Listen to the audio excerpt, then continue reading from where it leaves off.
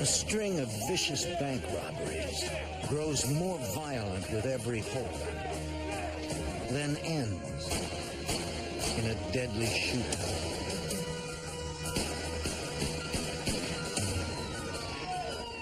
With a dangerous man on the run, police conduct an all-out search for a fugitive so desperate he will stop at nothing to make his escape.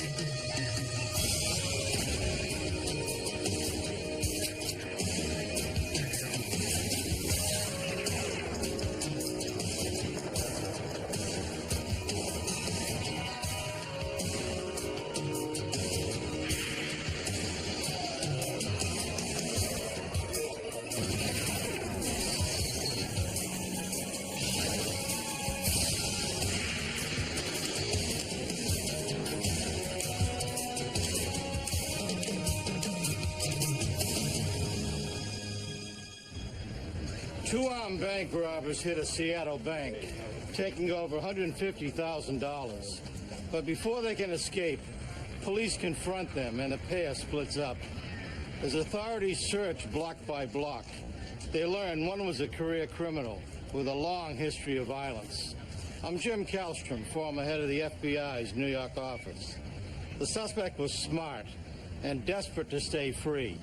Agents chased him through the Caribbean and across cyberspace, determined to put an end to his career.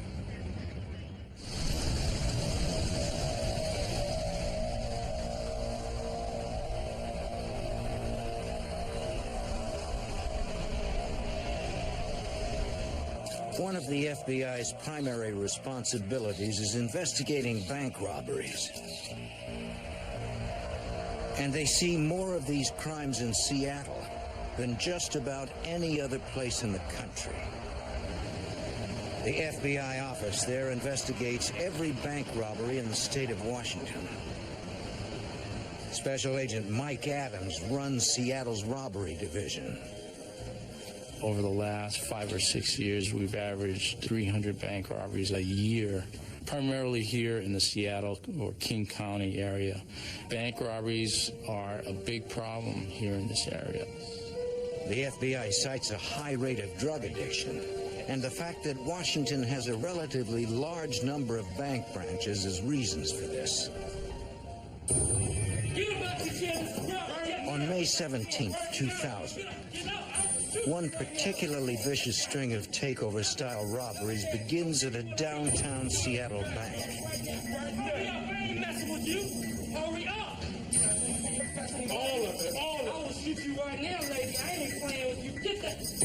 Working quickly, they disappear in minutes with thousands of dollars in cash.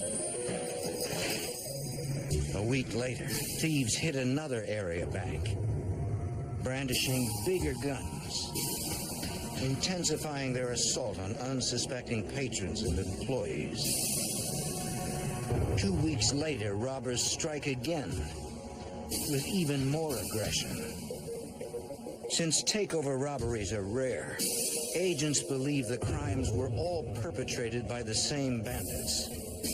We did see bank robberies that did appear to be similar in nature in terms of the level of violence, in terms of large amounts of money. Certainly, a robbery of that nature is going to pique our attention because of the significant level of violence.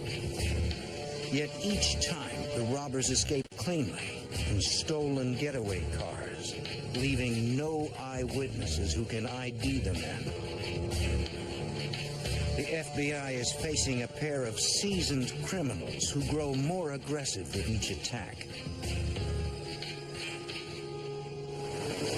Recognizing a pattern of behavior, authorities feel these violent robbers will turn deadly. 6 days later, on the morning of June 22nd, 2000, their worst fears are realized.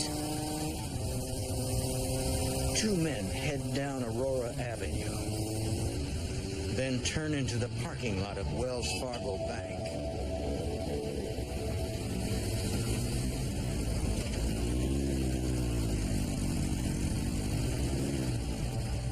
people inside have no idea what's coming.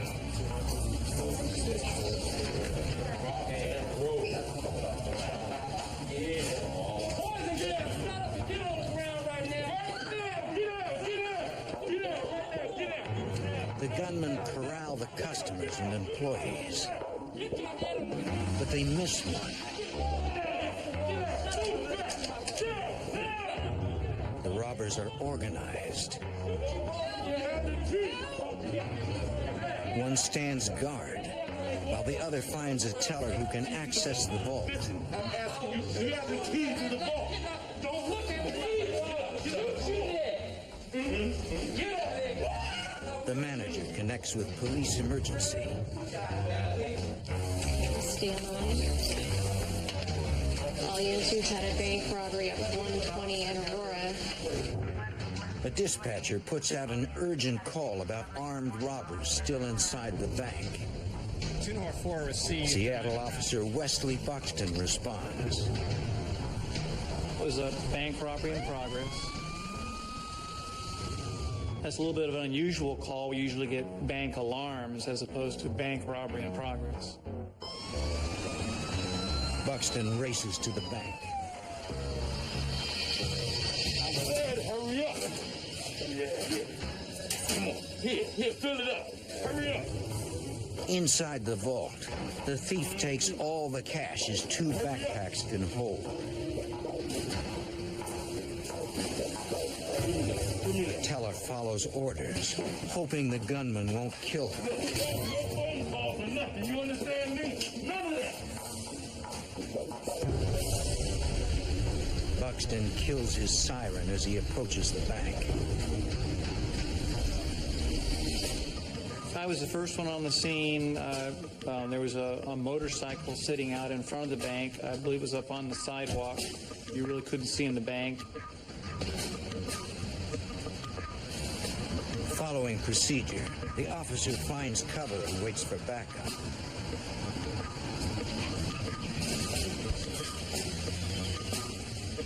Officer Rick Sprecher arrives and gets into position.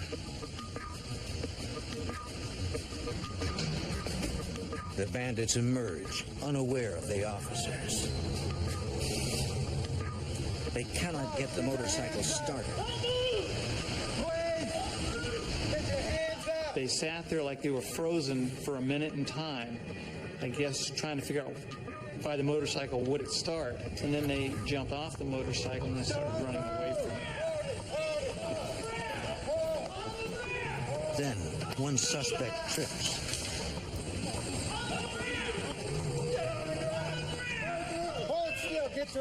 I had my gun on him and told him to stay down. Buxton stays with the first gunman. Officer Sprecher orders the second to stop. But the man disappears. Then Officer Buxton is suddenly faced with the unthinkable. It seemed like slow motion. I've heard the tape recording of it, and the shots were fired in quick succession. But at that time, it seemed like there were even maybe 1 or 2 seconds between the actual shots.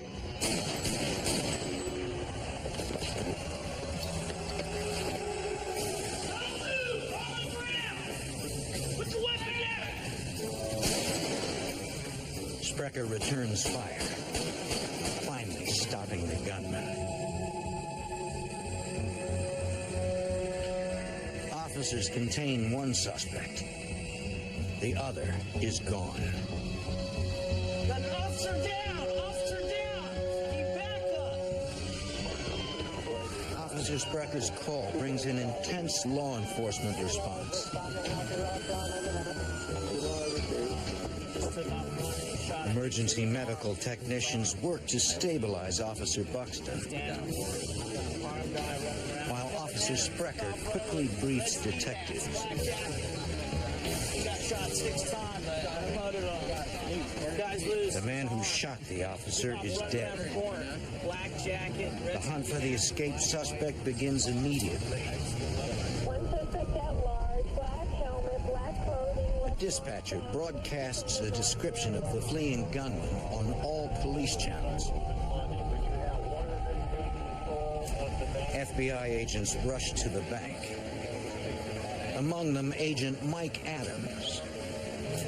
On my way to the bank, I did hear an officer was shot and was down. It was obviously a very violent takeover-style robbery. With one armed gunman still on the loose, authorities quickly moved to contain the situation. There were several people, bystanders, who were beginning to gather around. So Seattle police immediately took control of the scene because of the imminent danger and potential threat that still existed. The Seattle Police Department directs their homicide unit to the scene, including Detective Paul Seguro. Anytime there's an officer-involved shooting where a Seattle police officer fires a weapon, we are called to investigate. All law enforcement agencies begin working together to develop a plan to find the escaped gunman. Seattle police form an emergency command post to coordinate the effort. Their assignment. Let's wrap it up right now. Take off. All right? Members of our SWAT team had already started a search of the inner perimeter area. Moving toward the general direction of the fleeing suspect, SWAT methodically searches every hiding space.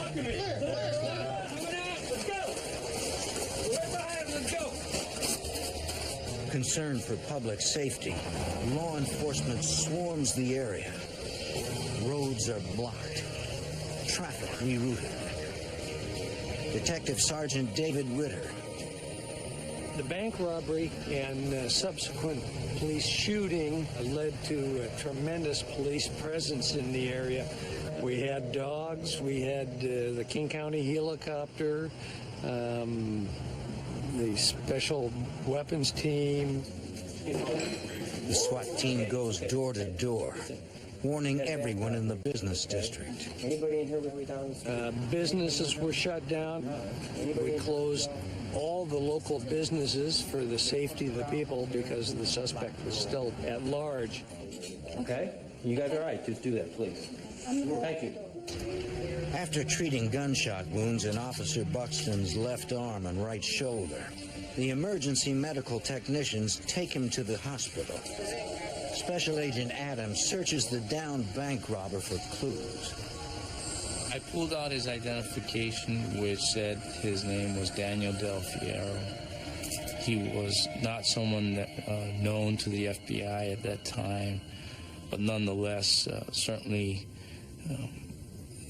a name for us to conduct further follow-up investigation. Investigators locate the .380 semi-automatic handgun used to shoot Buxton. In a belt pack, they find a .38 revolver. Agents also recover 2 backpacks full of cash. A lot of the money in there was still in shrink wrap, delivered from the Federal Reserve Bank.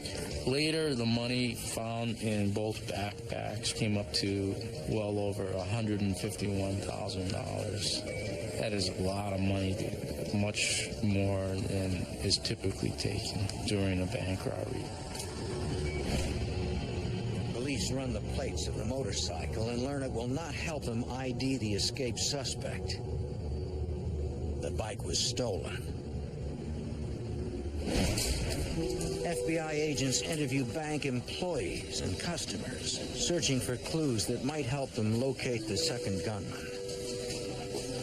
But the robbers never used any names, and no one saw their faces. An evidence technician recovers a footprint left on the teller counter. But it is the only physical evidence investigators find at the scene. The heist was clean. Local police pull up the record of the dead robber, Daniel Del Fierro. He was fresh out of prison, having served time for manslaughter and assault. Police continue to hunt down Del Fierro's accomplice. Within hours of the robbery, they pick up his trail. Detectives respond to a nearby junkyard where officers have recovered evidence. We are backtracking, finding the items of evidence that were discarded. As he's running, he's getting rid of his motorcycle he had on, gloves. It's sort of like the trail that he left behind. And he continues running probably another 50 feet. And then took off his jacket. There's a high chain link fence and barbed wire on top of that. There's also a handgun, a .45 caliber semi-automatic pistol covered close to the jacket. Investigators suspect that the gunman was covering his trail by leaving behind evidence and any clothing that would later identify him. But just as the suspect's trail appears to be getting cold, it heats up again. Stir up. I'll be right there. Gotta go. Investigators head to a nearby apartment building, responding to a call made by the building's manager. Excuse me, ma'am. You don't want to call the police earlier. She had called police after finding fresh blood outside an apartment. Nothing unusual.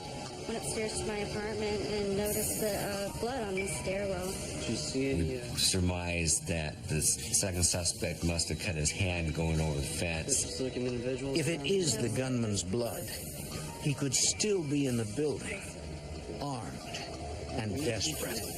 Police call for SWAT. All right, secure the perimeter. We'll get you to a safe spot. And a nearby team arrives immediately. With a dangerous and elusive gunman still on the loose, police hope they now have him cornered. This is a special announcement. Lumber liquidators must get inventory out of their stores before the end of the month. So we're making deals on every in-stock floor in every store, including Bellawood pre-finished. That's right, everything in stock is on sale. Like laminate flooring for 39 cents if it's delivered before the end of the month. Make no down payment and pay no interest for... Following a Seattle bank robbery in June 2000, a gun battle leaves one police officer injured and one suspect dead. A second armed suspect flees on foot and disappears. Police follow a blood trail to a nearby apartment building. Thinking the gunman might be holed up there, a SWAT team checks the place, one hallway, one apartment at a time. Come on! But they find nothing. Once the building is cleared, investigators secure a sample of the blood for later testing. Authorities pour every resource into the intense manhunt, according to Detective Sergeant David Ritter. Because of the seriousness of the robbery, every available officer that we could find was involved in this hunt for the second suspect. Police are cautious, knowing from experience that someone willing to shoot a cop is far more dangerous than the average criminal. FBI agents approach residents, asking them what they've seen and warning them about the fugitive. The suspect was obviously very dangerous, and the people in the immediate area were afraid.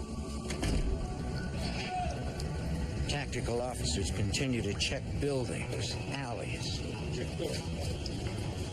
any place the suspect could hide. Clear. Let's go. Next one. They instruct every business in a 15-block area to shut down and lock up. Okay, all right, thanks. In no time, authorities seal off one of Seattle's busiest shopping districts. bringing the entire area to a standstill. Investigators have identified the suspect killed during the shootout as Danny Del Fiero. He is the investigators' best lead for locating the second robber. King County Deputy Prosecutor Steve Fogg. So we got an immediate warrant for his residence, his car, to try to locate whatever information we could about him, and through that, who he might have done the crime with. At Del Fiero's home, investigators meet a woman who had lived with him. She says she knows nothing about the robbery, but helps them compile a list of her housemate's associates. Trying to solve a crime here. And listen, I understand you're uptight about it. Investigators then search Del Fiero's home, but find nothing that can help them identify the escaped suspect.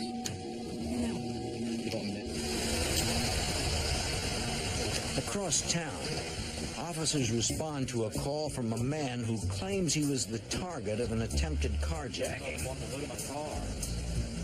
It is just north of the building where the blood was found.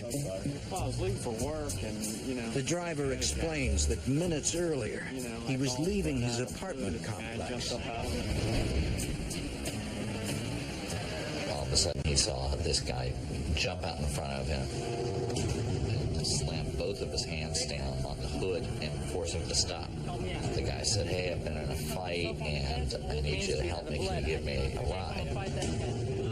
The man became more aggressive. He put his hand into the car, tried to grab the keys, and tried to take the car himself. When it became apparent that that was not going to work, he became quite vicious, within a matter of seconds. The owner of the car was able to fight him off, push him out the door, and then just jet off as fast as he could. He reported what had happened to a police officer. Police are convinced the carjacker is the robber they're pursuing. The victim gives them a detailed description of his assailant and the direction he was going. He was moving to the north, so that moved the search in that direction. We got the description out immediately, and the media was helpful, and they got it out to the public as fast as we had it. For 3 hours, investigators find no sign of the fugitive until a 911 operator gets a call. My wife and I, we've been mugged. A man reports that he and his wife had been held hostage that afternoon. The intruder had fled, but they think he was the bank robber they heard about on the news. Yes, the one that robbed the bank. Investigators race to a residence north of the carjacking attempt. The couple explains what happened. 3 hours earlier, the woman was leaving her house when she saw a man in her truck. He was calm and told her he'd been in a fight and needed her help. She didn't fall for it.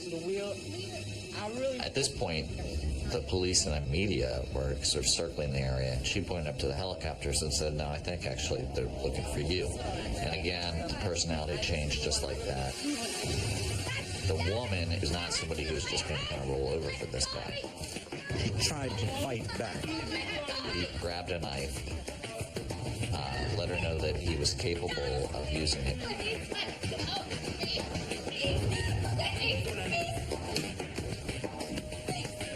He signaled to her that his own survival was at stake, and he was going to be as brutal as he had to be. Where's the tape? Tell me right now, where's the tape? Do you have any rope? Don't move. As he searched for something with which to tie her up, her husband came home. Honey! Honey! Where are you? Hey! I'm home! Honey, what's going on? The husband then tried to intervene on behalf of his wife, and this guy punched him. Stop moving! Stop moving! Give me your hands! Give me your hands! At this point, they were just doing what they needed to do to survive. The couple could hear the assailant making calls on his cell phone in another room. 2434 Camel Road. Not from the window, okay? Then he calmly got a beer from the refrigerator and began watching accounts of his own robbery on television. He seemed transfixed by live images of the extensive manhunt. About 2.5, 3 hours after they were tied up, there was a knock on the window, and he sort of ran out the door, and that was the last they ever saw of him. By the time police respond, it's clear the suspect has slipped through their dragnet. Investigators process the entire house, collecting fingerprints and blood samples. They hope the evidence will help them identify a dangerous criminal. A man who will do anything to escape the law.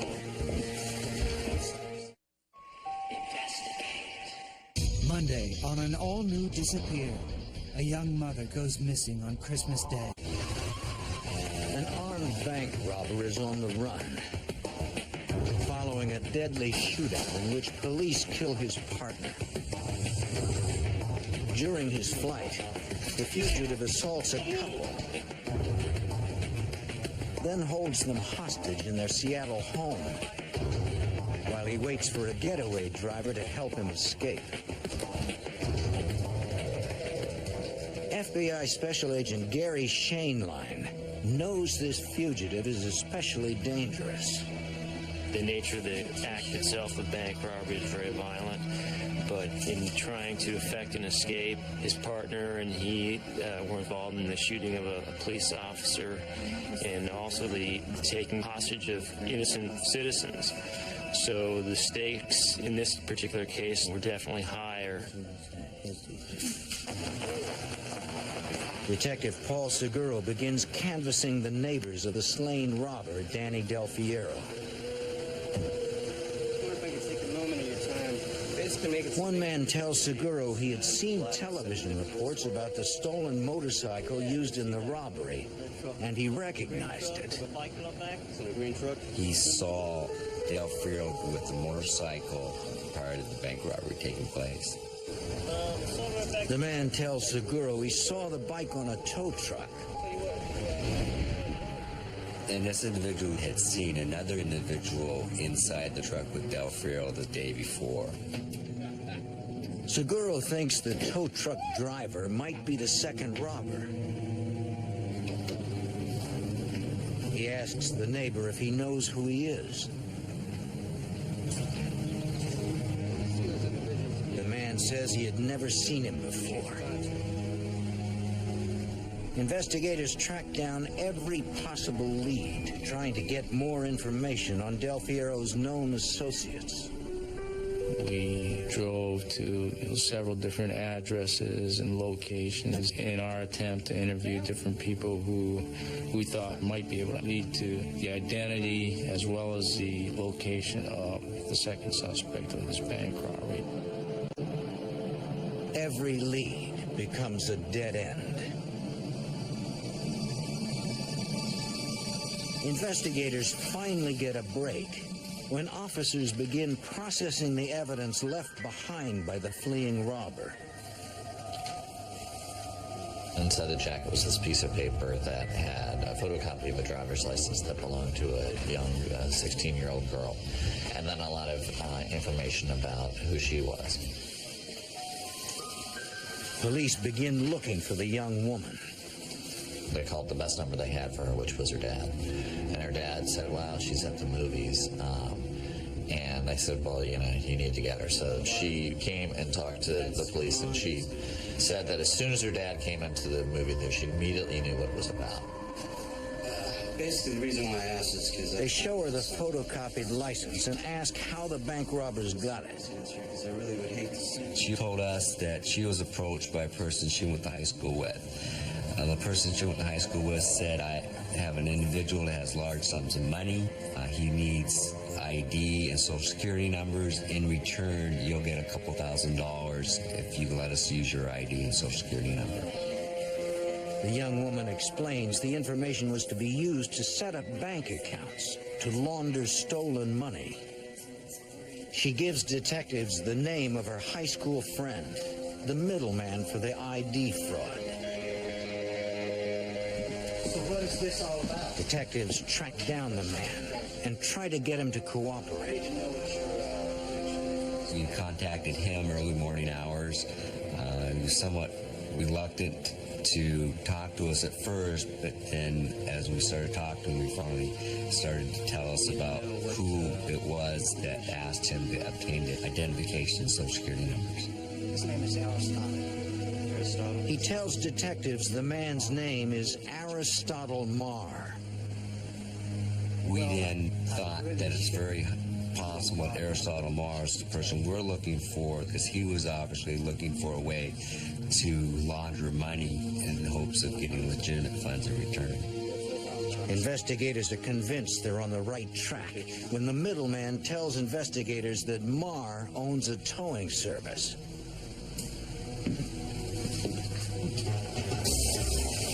Police conduct a background check.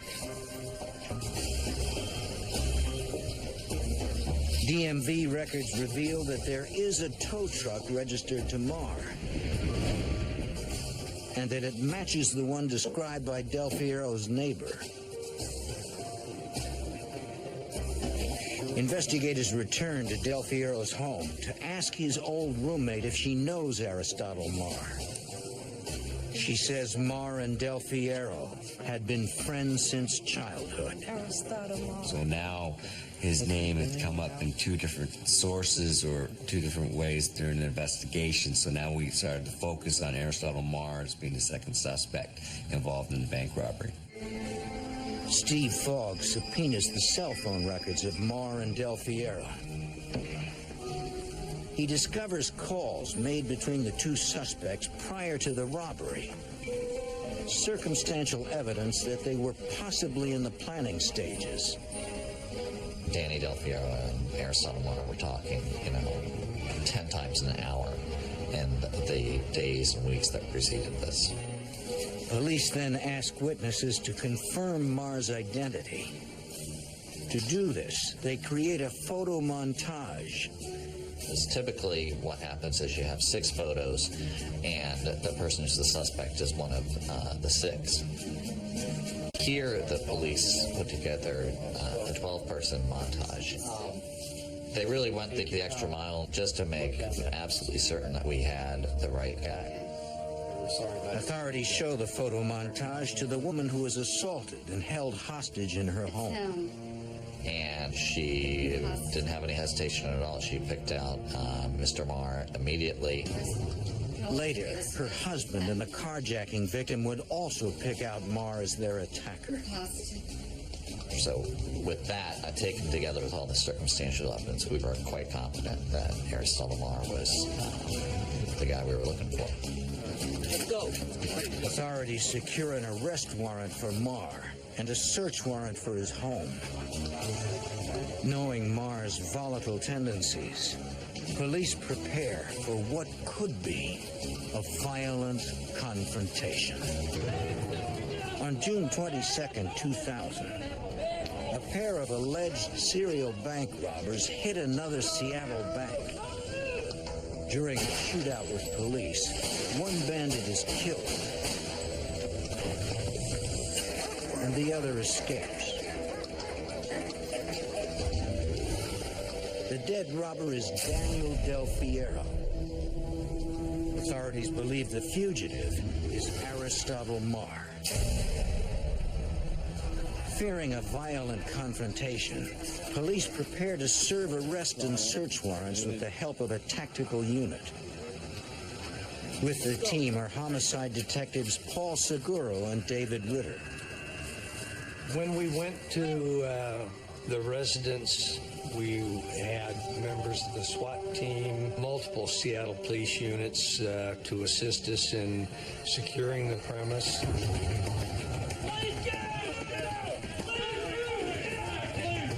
Room by room, SWAT searches the house.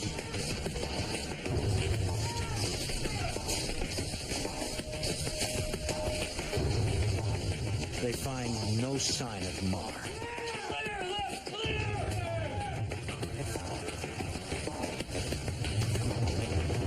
Homicide Detective Paul Segura.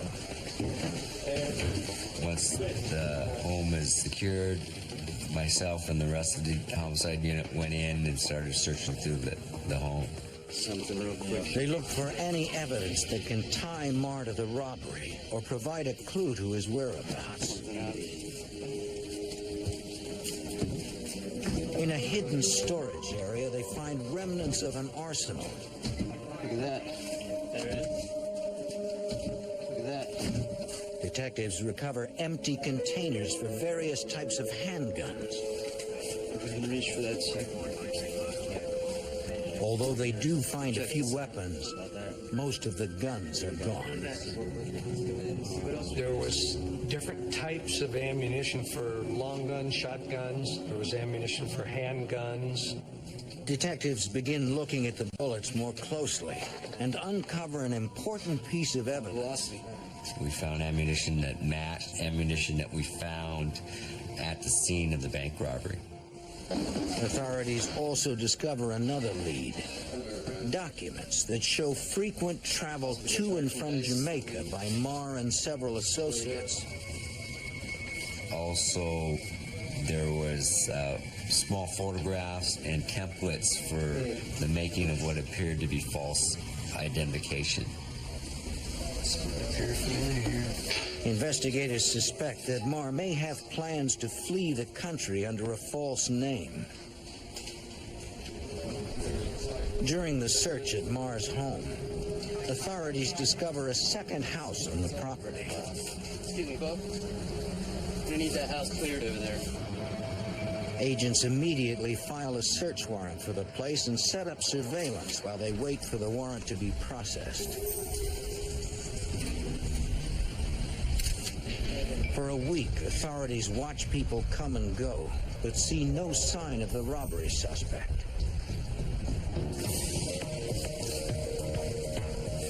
When a judge finally issues the warrant, SWAT goes in.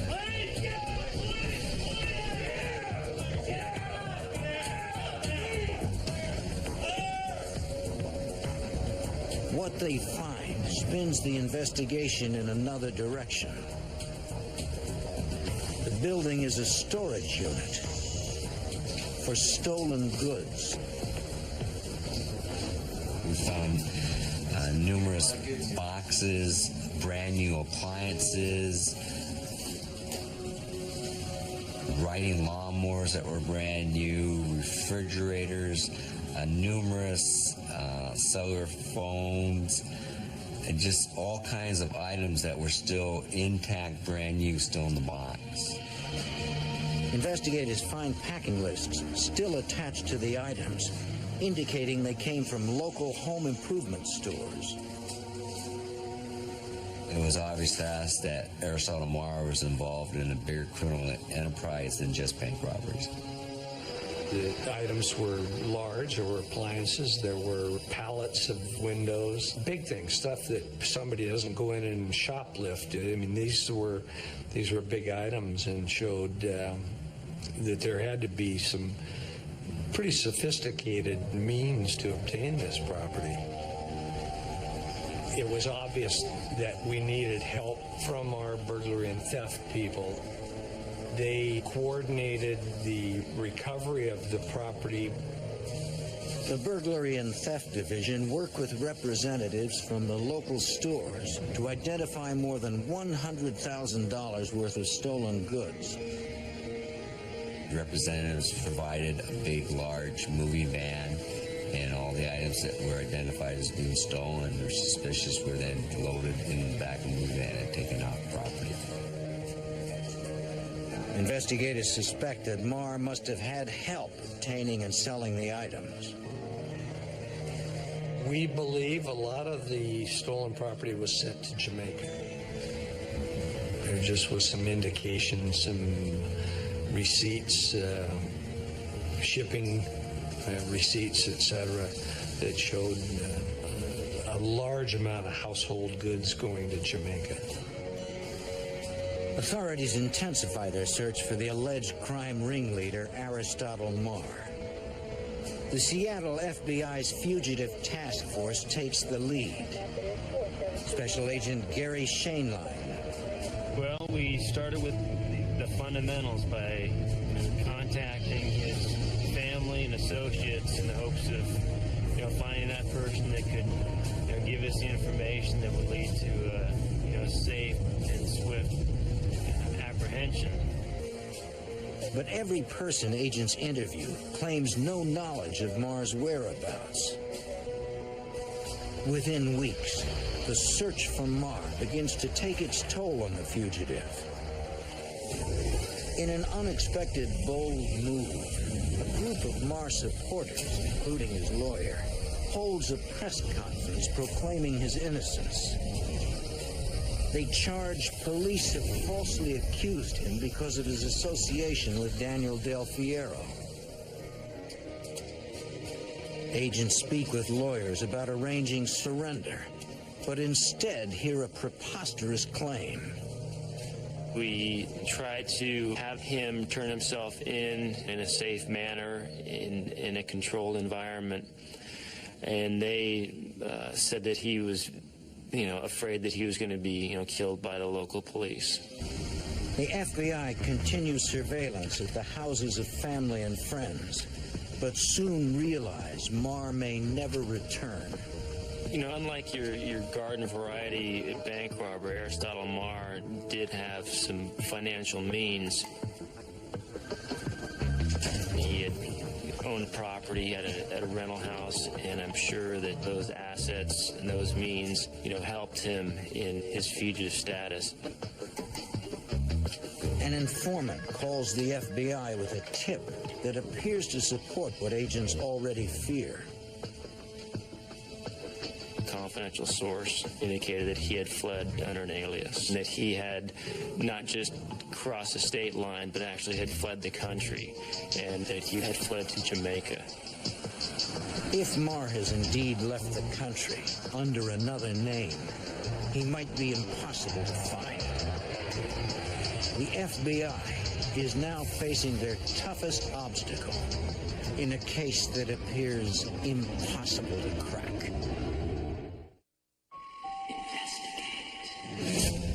Tuesday on an all-new Cuff Me If You Can. My name is Trevor Woods. When I was... The FBI continues to hunt for bank robbery suspect Aristotle Marr.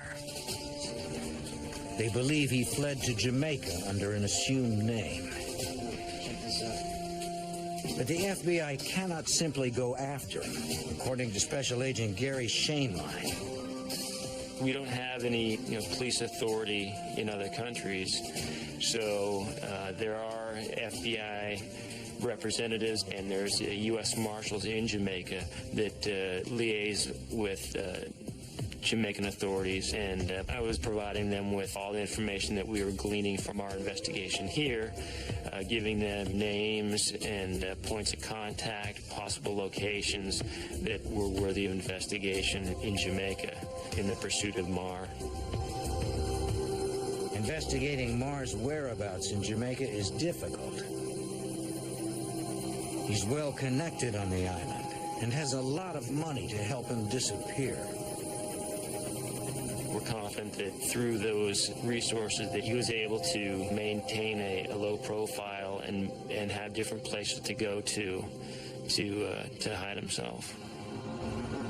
Informants report occasional sightings of the fugitive, but he eludes capture. Agents believe he is moving from house to house under cover of night, supported by a loyal group of associates. Following the leads from agents in the United States, authorities in Jamaica relentlessly pursue the fugitive. They contact every known associate of Aristotle Marr. They are uncooperative, but authorities keep them under surveillance. It's Aristotle Marr. Marshals were watching everything they did down in Jamaica. They made it very clear that they were not going to go away until Mr. Marr returned to the United States and answered to these charges. In Seattle, King County Deputy Prosecutor Steve Fogg decides to file several charges against the fugitive, based on the abundance of circumstantial evidence already in hand. We charged him with an array of counts that reflected the full nature of this crime. We charged him with robbery in the first degree with the firearm enhancement because he was armed when that happened. We charged him as an accomplice with Danny Del Fierro to the shooting of Officer Buxton.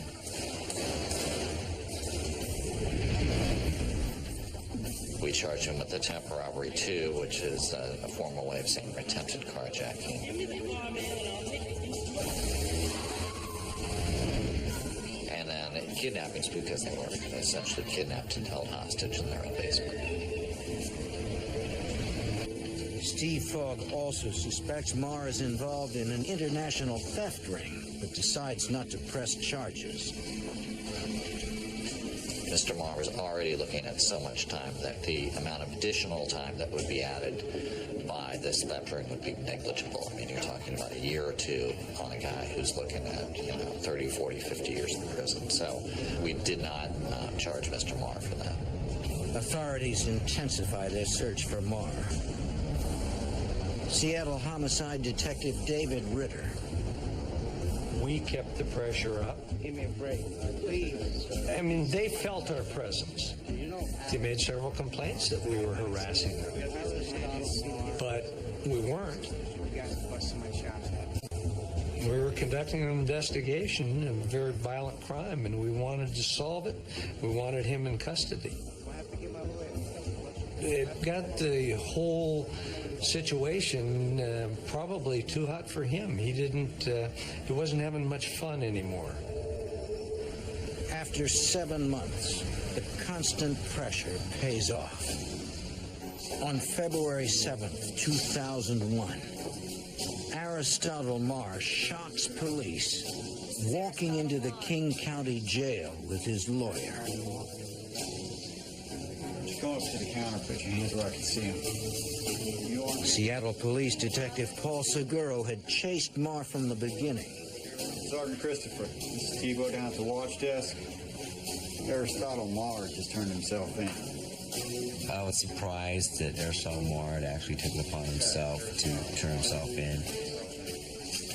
We tried to talk to Aristotle Marr, interview him about the robberies, where he'd been. He did not wish to talk about any aspects of the investigation at all. Authorities believe he has come back to take the pressure off his associates, and because he is sure the charges will never stick. He was quite confident, in fact, probably cocky, that this would be a case that he could beat in court. He could come back, beat this case. At his arraignment, Marr pleads not guilty to all charges.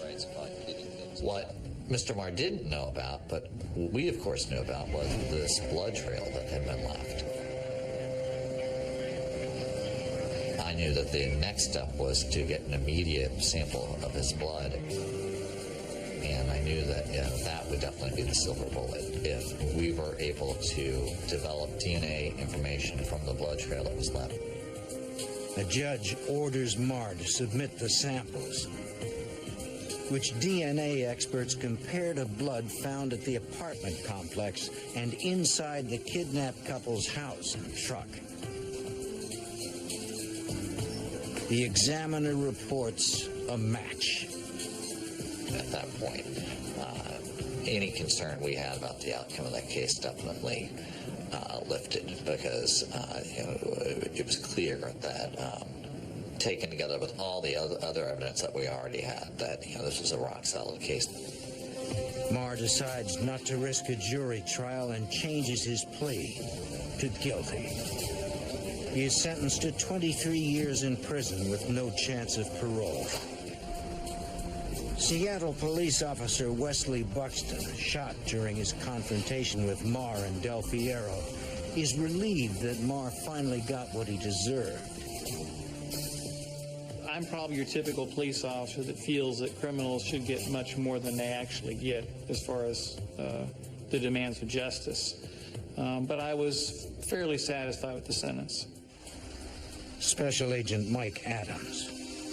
Given the high number of bank robberies we have every year, on average, well over 300 bank robberies here in the state of Washington, it's a good feeling when we can bring about, or at least help bring about, a successful conclusion to such a high-profile bank robbery investigation. In the end, it was the combined efforts of the Seattle Police Department and the FBI that finally put Aristotle Marr out of business.